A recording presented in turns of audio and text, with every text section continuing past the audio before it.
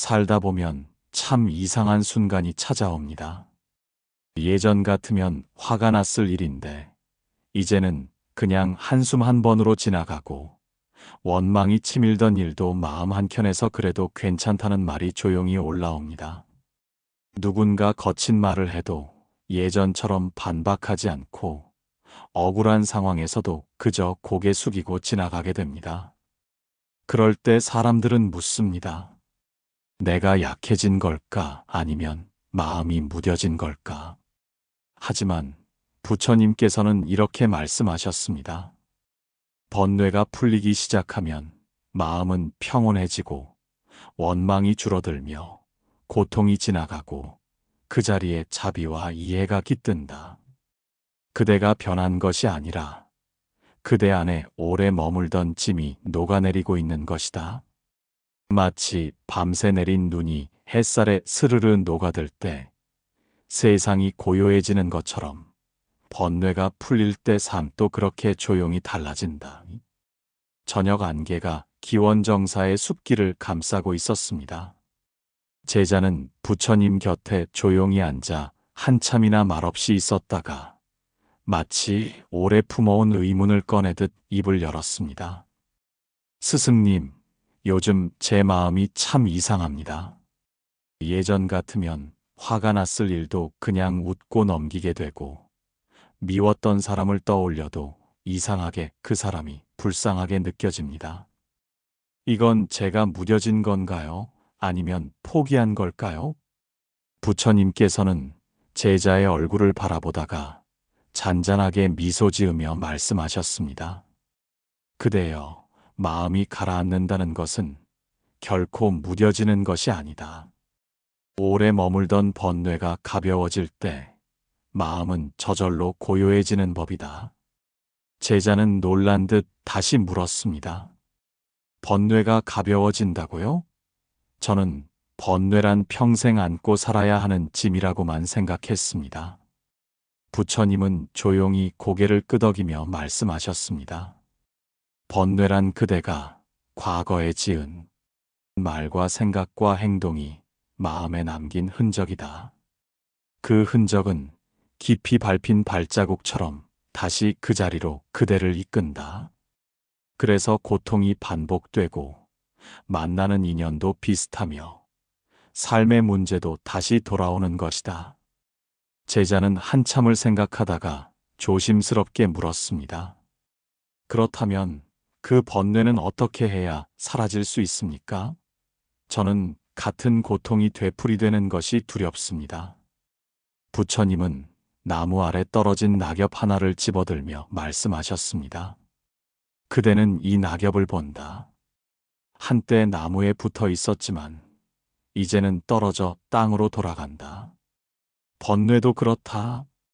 집착을 놓고 탐욕과 분노를 놓고 자신과 타인을 용서하기 시작하면 번뇌는 더 이상 그대를 붙잡지 못하고 이 낙엽처럼 흙으로 돌아간다. 제자는 그 말을 곱씹으며 되물었습니다. 그렇다면 번뇌를 풀어내는 첫걸음은 놓는 것입니까? 그렇다. 붙잡는 것이 고통이요, 놓는 것이 자유다. 그대가 자꾸 반응하려 하고 이기려 하고 억울함을 풀려고 애쓸수록 번뇌는 더욱 단단히 매달린다.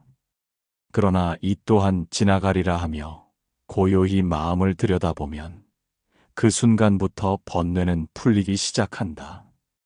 그리고 부처님은 조용히 덧붙이셨습니다. 번뇌는 무서운 것이 아니다. 그대가 깨어 있으면 반드시 풀린다. 그리고 그대가 풀어낸 번뇌는 그대뿐 아니라 그대의 자손에게도 복이 된다. 새벽이 밝아오기 전 기원정사의 마당은 고요했습니다. 아직 찬 기운이 남아있는 공기 속에서 제자는 두 손을 무릎 위에 올려놓고 자신의 마음을 가만히 들여다보았습니다. 스승님, 요즘 제 마음이 전과 다릅니다. 뭔가 아주 조용합니다. 밖에서는 여전히 많은 일이 일어나는데 이상하게도 제 안은 잔잔합니다.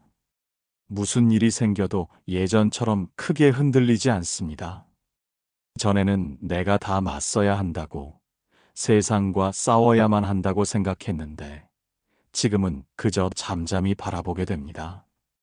이건 좋은 징조일까요? 부처님께서는 마치 그 말을 오래 기다리셨다는 듯 고개를 끄덕이며 말씀하셨습니다. 그래, 그대의 번뇌가 풀리고 있는 것이다. 제자는 놀라며 되물었습니다. 마음이 고요해지는 것이 번뇌가 풀리는 징조입니까? 부처님은 부드럽게 미소 지으며 나무 위에서 내려오는 새소리를 가리키셨습니다. 새는 바람이 잔잔해야 노래하고 호수는 흔들림이 없을 때 달을 품는다. 그대 마음에 찾아온 고요는 그대 안에 머물던 번뇌가 제자리를 찾아 돌아가고 있다는 증표다. 마음이 평온해진다는 것은 더 이상 과거의 상처에 흔들리지 않고 다가오는 미래에도 조급해하지 않는다는 뜻이었다. 제자는 조용히 눈을 감고 심장 위에 손을 얹었습니다. 예전에는 가슴 속에서 두려움이 뛰고 분노가 꿈틀댔는데 이제는 맑은 물이 잔잔히 흐르듯 무언가가 차분히 가라앉아 있었습니다. 부처님은 이어서 말씀하셨습니다. 번뇌가 사라질 때 사람은 세상을 바꾸려 하지 않는다. 그저 있는 그대로 바라보게 된다. 그대로 두어도 괜찮고 흘러가도 괜찮다는 마음이 들 때 그 마음은 번뇌가 풀린 자리에서 피어나는 것이다. 그리고 부처님은 마지막으로 이렇게 덧붙이셨습니다. 마음의 평온은 억지로 얻는 것이 아니다. 그대가 번뇌를 내려놓을 때 자연히 찾아온다. 지금 그대가 경험하고 있는 이 고요는 단순한 감정의 변화가 아니다. 그대의 삶이 조용히 새로운 길로 들어서고 있다는 증거다. 어느 날 제자는 홀로 앉아 지난 인연들을 떠올렸습니다. 그 중에는 자신을 험담하던 이도 있었고 깊은 상처를 남긴 사람도 있었습니다. 예전 같았으면 이름만 들어도 분노가 치밀었을 텐데 이상하게도 그날은 눈가에 부드러운 미소가 번졌습니다. 그 사람도 참 외로웠겠구나. 그때 나는 참 미숙했지. 지금 생각하면 안쓰러운 사람이었어. 그 순간 제자는 스스로도 놀라 부처님을 찾아가 말했습니다. 스승님, 저는 정말 미워했던 사람인데요. 갑자기 그 사람을 원망할 마음이 사라졌습니다. 왜 그 사람이 그렇게 행동했는지도 이해가 됩니다. 이건 제 마음이 변한 건가요? 아니면 그냥 다 잊어버린 걸까요? 부처님께서는 나무 아래 앉아 빗소리를 듣고 계셨습니다. 잠시 침묵하던 부처님이 부드러운 목소리로 말씀하셨습니다. 그대가 미움을 내려놓았다는 것은 그대가 번뇌를 풀었다는 뜻이다. 제자는 놀란 듯 되물었습니다. 정말인가요? 그래. 그대가 미워하던 일을 불쌍하게 느끼는 순간, 그대는 번뇌의 끈을 끄는 것이다. 미움은 집착이고, 집착은 번뇌다. 그대가 자꾸 마음속에 떠올리던 사람, 그 사람과의 인연은 번뇌의 실로 묶여 있었다. 제자는 고개를 숙였습니다. 하지만 그 사람이 제게 했던 말과 행동은 정말 잊기 어렵습니다. 저는 정말 힘들었고 아직도 완전히 용서하지 못했습니다. 부처님은 고개를 끄덕이며 답하셨습니다. 용서는 그 사람을 위해 하는 것이 아니라 그대 자신을 풀어주기 위해 하는 것이다. 번뇌가 풀릴 때 그대는 미움을 붙잡지 않게 되고 원망 대신 연민이 자란다. 그 순간 그대는 그 사람과의 번뇌를 끝낸 것이다. 제자의 마음속 깊은 곳에서 단단하게 뿌리내리고 있던 무언가가 천천히 녹아내렸습니다. 이해할 수 없던 말들이, 가시처럼 남아있던 감정들이 조용히 자리를 떠나고 있었습니다. 부처님은 마지막으로 이렇게 말씀하셨습니다. 어떤 사람을 바라보는 시선이 자비로 바뀌었다면 그대는 이미 이전의 그대가 아니다. 그 사람을 통해 얻었던 괴로움이 이제는 그대를 가르친 스승이 되었으니 그 인연은 이미 다한 것이다. 한밤중 제자는 깊은 명상에 잠겨 있었습니다. 조용한 호흡 속에서 문득 이런 생각이 스쳤습니다. 요즘은 예전처럼 나를 괴롭히던 일이 왜 이렇게 조용하지? 과거에는 비슷한 상황만 닥쳐도 가슴이 조여오고 불안과 두려움이 한꺼번에 몰려왔습니다. 늘 같은 문제, 같은 사람, 같은 상처 속에서 반복되던 고통. 그런데 최근에는 그 고리가 멈춘 듯 했습니다. 아예 그런 일이 생기지 않거나 비슷한 일이 닥쳐도 예전처럼 깊이 흔들리지 않았습니다. 제자는 곧장 부처님께 달려가 말했습니다. 스승님, 이상하게 요즘은 예전처럼 반복되던 고통이 멈춘 것 같습니다. 제가 뭔가 잘하고 있는 건가요? 부처님은 고요한 미소를 지으며 대답하셨습니다. 그대가 자각하고 있다면 이미 그 고통 밖에 서 있는 것이다. 고통이 멈췄다는 건 번뇌가 끝났다는 뜻입니까? 제자가 되묻자 부처님은 부드러운 눈빛으로 제자를 바라보며 말씀하셨습니다. 번뇌는 깨달음을 얻을 때 비로소 사라진다. 같은 상황에서 더 이상 같은 감정에 휘둘리지 않고 그 원인을 들여다보게 될 때 그 고통은 다시 되풀이되지 않는다. 같은 시험지를 내도 답을 알아버린 학생은 더 이상 두려워하지 않는 법이다. 그대는 이제 삶의 시험 문제를 알아차리게 된 것이다. 제자는 눈을 감고 마음속을 비추었습니다. 분노의 뿌리와 불안의 근원을 이제는 조금씩 알아차릴 수 있었습니다. 예전에는 단지 힘든 고통이었지만 지금은 내가 또 조급해졌구나. 여기서 내려놓아야겠다. 이건 내 번뇌구나. 하고 알아차릴 수 있었습니다. 그 깨달음만으로도 상처는 깊게 파이지 않았습니다. 지나가는 비처럼 그저 한순간 스쳐가는 경험이 되었습니다. 부처님은 다시 말씀하셨습니다. 번뇌는 되풀이될 때 힘이 세다. 그러나 그대가 멈춰서 바라보는 순간 그 고리는 끊어진다. 고통은 더 이상 그대를 사로잡지 못하고 그저 지나가는 손님이 된다. 어느 날 제자는 홀로 길을 걷다 문득 중얼거렸습니다. 왜 요즘은 괜찮은 일이 자꾸 생기지? 무언가를 특별히 바라지도 않았는데 도움의 손길이 다가왔고 애써 구하지 않았는데 기회가 자연스럽게 열렸습니다. 예전 같으면 꼬이고 막히고 엇나가던 일이 이상하게 술술 풀려나가고 있었습니다. 제자는 조심스럽게 부처님께 물었습니다. 스승님, 요즘 저는 좋은 일이 많습니다. 크게 노력한 것도 아니고 특별한 기도를 드린 것도 아닌데 사람들이 도와주고 일이 잘 풀립니다. 이건 무슨 뜻입니까? 부처님께서는 잠시 하늘을 바라보다 말씀하셨습니다. 그대의 삶에 복이 들어오기 시작한 것이다. 복이요? 그런데 저는 그럴 만한 이유가 없는 것 같습니다. 제가 뭘 해서 그런 걸까요? 부처님은 잔잔히 웃으며 답하셨습니다. 그대가 번뇌를 풀면 그 자리에 복이 머무르게 된다. 복은 밖에서 오는 것이 아니라 그대가 만든 빈자리에 머무는 것이다. 분노를 비우고 탐욕을 비우고 두려움을 내려놓을수록 복은 그 여백 속으로 스며든다. 제자는 고개를 끄덕였습니다. 그럼 지금 제게 생기는 좋은 일들은 과거의 번뇌가 사라지고 있다는 증표입니까? 그렇다. 복은 억지로 끌어당기는 것이 아니다. 번뇌가 빠져나간 자리를 찾아 저절로 그대에게 다가오는 것이다. 지금 그대가 겪는 뜻밖의 도움과 예상치 못한 행운, 그 모든 것은 그대가 비운 마음에 자연스럽게 깃든 결과다.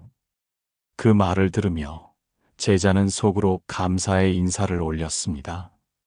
그 따뜻한 기운과 평안함이 결코 우연이 아니라는 것을 깨달았기 때문입니다. 진짜 복은 화려한 물질도 타인의 인정도 아니었습니다. 마음속 여백에 부드럽게 스며드는 작은 평화와 기쁨, 그것이야말로 참된 복이었습니다. 부처님은 마지막으로 이렇게 말씀하셨습니다. 복은 청하는 것이 아니라 머물 자리를 만드는 것이다. 그대가 비운 마음, 그 자리에 머무는 복은 그대의 삶을 조용히 밝혀주리라. 늦은 밤, 제자는 기원정사의 연못가에 홀로 앉아 있었습니다. 바람 소리가 멀리서 스치고 고요한 호흡이 귓가를 채웠습니다. 그 속에서 마음 깊은 곳에서부터 조용한 한마디가 올라왔습니다. 괜찮아. 지금 이대로도 괜찮아. 예전 같았으면 이 말은 허공에 흩어졌을 것입니다. 현실은 괜찮지 않았고 마음은 상처로 가득했기 때문입니다. 하지만 그날은 달랐습니다. 같은 말이었는데 이번에는 마음 한가운데로 스며들었습니다. 정말 괜찮구나. 제자는 부처님을 찾아가 고백했습니다. 스승님, 요즘 저는 괜찮다는 말을 진심으로 느끼게 됩니다. 상황이 완전히 나아진 건 아니지만 마음이 편안합니다. 전에는 괜찮지 않은데 괜찮다고 말했지만 이제는 마음 깊은 곳에서부터 그 말이 올라옵니다. 왜 이런 걸까요? 부처님께서는 두 손을 모으고 조용히 말씀하셨습니다. 그대가 스스로를 용서하기 시작했기 때문이다. 그대가 그대 자신을 있는 그대로 받아들이기 시작한 것이다. 그것이야말로 번뇌가 사라지는 마지막 징조다. 제자는 숨을 고르며 그 말을 마음 깊이 새겼습니다. 가장 무겁고 깊은 번뇌는 타인과의 관계에서만 생기는 것이 아니었습니다. 오히려 자신을 향한 미움과 자책이 더 큰 상처를 남겼습니다. 부처님은 부드러운 눈빛으로 제자의 등을 토닥이며 말씀하셨습니다. 그대를 괴롭힌 말보다 그대가 스스로에게 퍼부은 말이 더 깊은 상처가 되었을 것이다. 하지만 이제 그대는 그 상처를 어루만질 줄 아는 지혜를 갖게 되었다. 그대가 스스로에게 괜찮다고 말할 수 있다면 이미 모든 번뇌에서 자유로워진 것이다. 제자는 눈을 감고 마음속으로 조용히 되뇌었습니다. 괜찮아. 실수했어도 아팠어도 외로웠어도 지금 이대로의 나도 충분히 괜찮아. 그리고 그 순간 번뇌가 사라진다는 것은 특별한 기적이 아니라 나를 있는 그대로 받아들이는 순간에 자연스럽게 일어나는 일임을 깨달았습니다. 부처님은 마지막으로 이렇게 말씀하셨습니다. 그대여, 스스로를 다그치지 마라. 지금껏 걸어온 모든 길이 번뇌를 풀기 위한 여정이었다. 이제 괜찮다. 정말 괜찮다. 그대가 그렇게 말할 수 있다면 이미 자유다. 살다 보면 우리는 종종 삶이 아주 조금씩 달라지고 있었다는 사실을 뒤늦게 알아차립니다. 분노가 줄어들고 미움이 사라지고 같은 고통이 되풀이되지 않으며 뜻밖의 좋은 일이 찾아오고 스스로에게 괜찮다고 말할 수 있을 때 그것은 우연이 아닙니다. 당신 안에 오래 머물던 번뇌가 조용히 풀려가고 있다는 증표입니다. 부처님께서는 이렇게 말씀하셨습니다. 번뇌는 스스로 지은 것이니 스스로 풀 수 있다. 그대를 묶은 것도 그대이니 그대를 풀 수 있는 이도 바로 그대 자신이다. 옛날 사와티성의 카르마라는 여인이 살고 있었습니다. 그녀는 젊은 시절 전쟁으로 남편과 자식을 잃고 평생 원망과 분노 속에서 살았습니다. 내가 얼마나 바르게 살았는데 왜 하늘은 나에게 이런 벌을 내리는가? 그녀는 매일 절에 나와 불상을 바라보며 눈물 섞인 저주의 기도를 올리곤 했습니다. 제자들이 그 모습을 보고 부처님께 여인을 모셔왔습니다. 카르마는 부처님 앞에서도 고개를 들고 말했습니다. 스승님, 저는 그 누구보다도 정직하게 살았습니다. 그런데 왜 이런 시련을 겪어야 했습니까? 저는 용서도 자비도 믿지 않습니다. 부처님은 조용히 말씀하셨습니다. 그대가 겪은 고통은 지금 생의 일이 아니라 오랜 인연에서 온 번뇌이구나. 하지만 지금 이 순간 그대를 붙잡고 있는 것은 과거의 번뇌가 아니라 그대를 놓지 못하는 그대의 마음이다. 그날 이후 카르마는 절에 앉아 침묵 속에서 마음을 들여다보기 시작했습니다. 미움을 붙잡고 살았던 날들을 되돌아보며 가슴속 깊이 쌓인 말을 처음으로 부드럽게 풀어내었습니다. 괜찮습니다. 그들도 다 그 길을 갈 수밖에 없었겠지요. 그녀는 그해 겨울 사와티성의 노인들에게 따뜻한 음식을 나누며 자신의 복을 다시 지었습니다. 사람들은 그녀를 연민의 어머니라 불렀습니다. 그녀의 번뇌는 다른 이의 고통을 덮어주는 자비 속에서 조용히 풀려갔습니다. 부처님께서는 번뇌를 풀기 위해 실천할 수 있는 3가지 마음의 공양을 가르치셨습니다. 첫째, 말의 공양 원망의 말을 삼가고 누군가를 위로하는 한마디를 매일 스스로에게도 전할 것. 수고했다. 괜찮다. 오늘도 잘 살아냈다. 둘째, 생각의 공양 남을 미워하는 마음이 올라올 때 이 미움은 나를 위한 것도 그를 위한 것도 아니구나. 놓아야겠다. 하고 속삭일 것. 셋째, 자비의 공양 복이 있는 사람은 자기만을 위해 살지 않는다. 지나가는 이에게 미소를 보내고 한 사람을 위해 기도할 것. 마음이 가벼워지는 순간부터 인생도 천천히 달라집니다. 혹시 요즘 예전과는 다른 고요함을 느끼신 적이 있으신가요? 그렇다면 그 변화는 이미 시작된 것입니다. 그대 안에 오래 머물던 번뇌가 풀리고 있다는 부드러운 신호일지도 모릅니다. 오늘도 평온한 하루 보내십시오. 햇살지혜였습니다. 감사합니다.